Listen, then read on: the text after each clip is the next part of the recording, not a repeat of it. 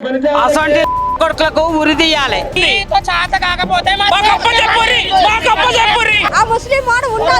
అమ్మవారి దగ్గరకు వచ్చి బలి తీయాలి. ఇది మైనారిటీ దేశమా మెజారిటీ హిందూ దేశమా? పోలీసులు హామీ ఇవ్వలేదన్న, ఓవర్ యాక్షన్ చేశారు. ఖబర్దార్ రేవంత్ రెడ్డి, ఇదే కట్టమైసమ్మ తల్లి సాక్షిగా నువ్వు ఇలా ఎంపీ అయినావు, ఇదే కట్టమైసమ్మ సాక్షిగా నువ్వు ఇలా సీఎం అయినావు, ఇలా హోదాను అనుభవిస్తున్నావు.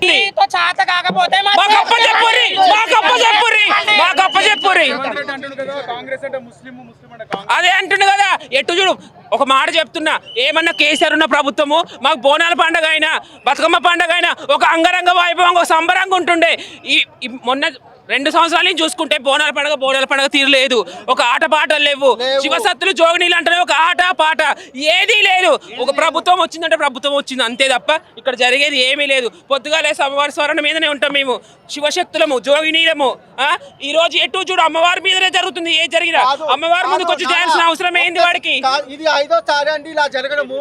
ఫస్ట్ టైం చర్యలు తీసుకుంటే ఏమైతుండే? ఈ రోజు ఇలాంటి సిచ్యువేషన్ జరుగుతుండేనా? మీకు చేత కాకపోతే మాకు అప్పగించండి. ఇంకొకసారి గుడుల వైపు కన్నెత్తి చూడాలంటే పరమతస్తులు ఉత్తమోసుకోవాలి.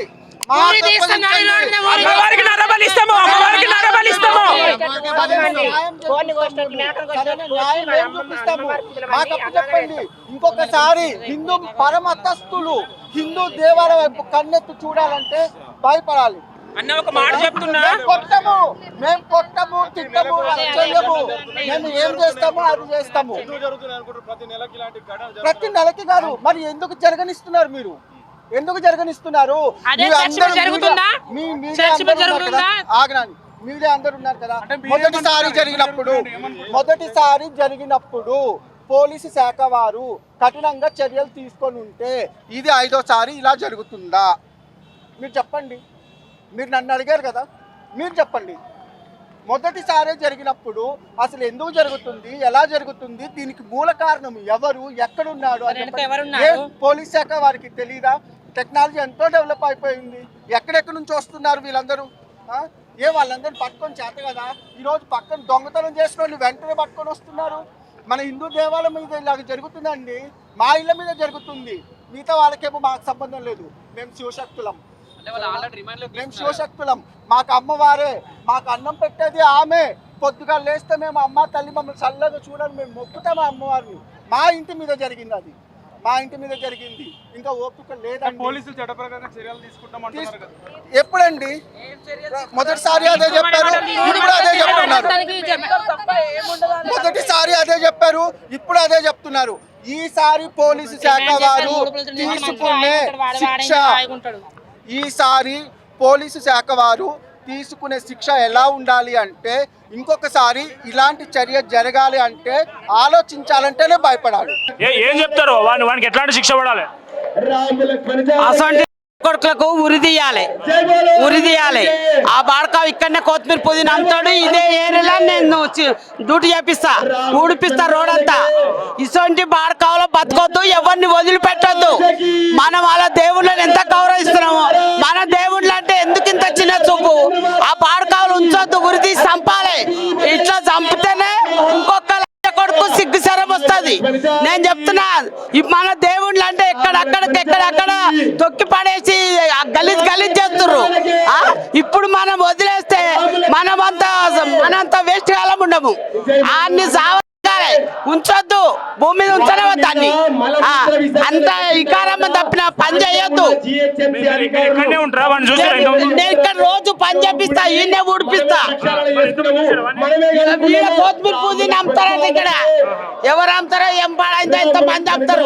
ఆడికెళ్ళిన దాకా ఫుట్పాల్ మీద దుకాన్లు, ఈ దుకాన్లు మొత్తం తీసేయాలి.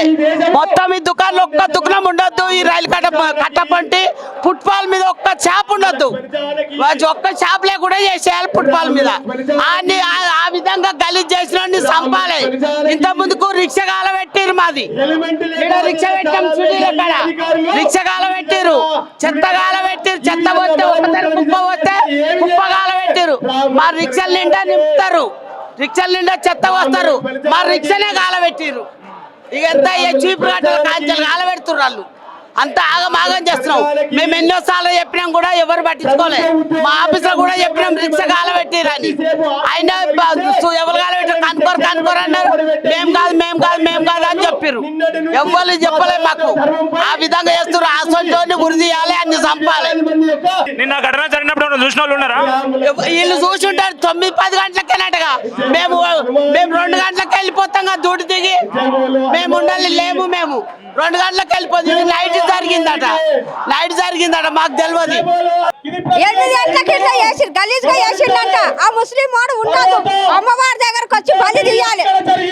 ఇటువంటి పిల్లలు ఆడపిల్లలు ఒక ఇంట్లో పెరుగుతా కూడా ఆడపిల్లల మీద కూడా వాళ్ళే జైలు చేస్తారు. ఆ ధైర్యం చేయకుండా వాళ్ళు చుట్టాలను మోసం చేస్తారు. మాకు ఇదే నిర్ణయం కావాలి. ఏం చేస్తారు ఎమ్మెల్యేలు? ఏం చేస్తారు? మాకు ఏం చేస్తలేరు. వాళ్ళు రావాలి, ముందుకు రావాలి. మంగంపేట రెడ్డి ఎందుకు రాలేడు? ఈ విషయంలో ఎందుకు కొట్లాడాడు?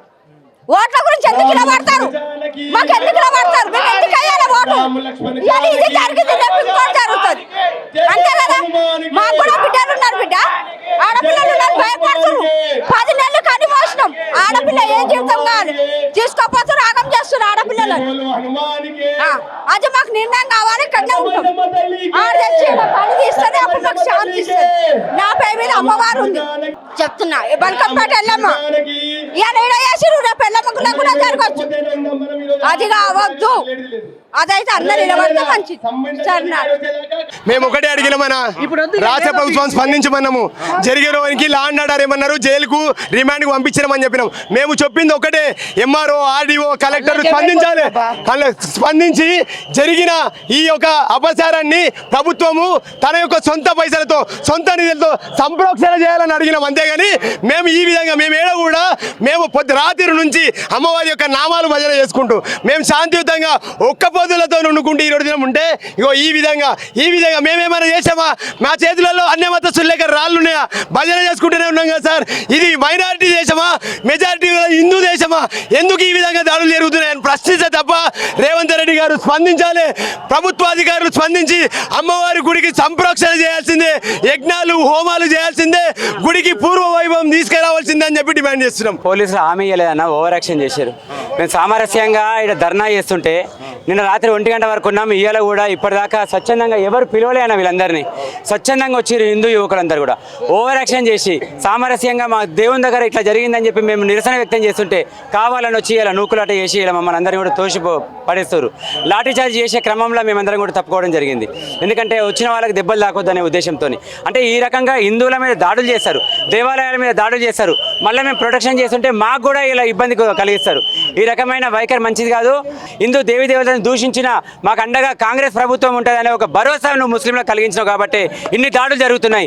ఖబర్దార్ రేవంత్ రెడ్డి, ఇదే కట్టమైసమ్మ తల్లి సాక్షిగా నువ్వు ఇలా ఎంపీ అయినావు, ఇదే కట్టమైసమ్మ సాక్షిగా నువ్వు ఇలా సీఎం అయినావు, ఇలా హోదాను అనుభవిస్తున్నావు.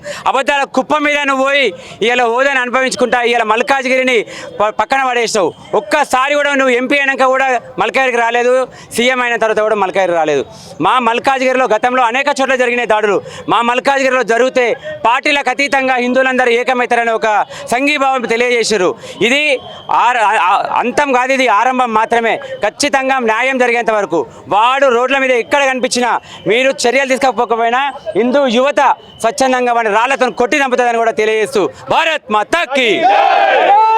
ఇదే అన్న ఇప్పుడు మల్కాజ్గిరిలో జరిగినట్టు ఏడ జరిగినా హిందువులు అసలు ఊకునేటోళ్ళు కాదు.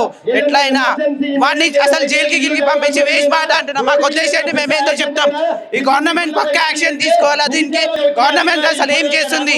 గుళ్ళు ఏం చేసినా మీకు గుళ్ళు ఏం చేసినాయి? ఈ కాంగ్రెస్ గవర్నమెంట్ వచ్చినప్పటికీ అన్ని గుళ్ళే టార్గెట్ చేసిరా, అన్ని గుళ్ళే.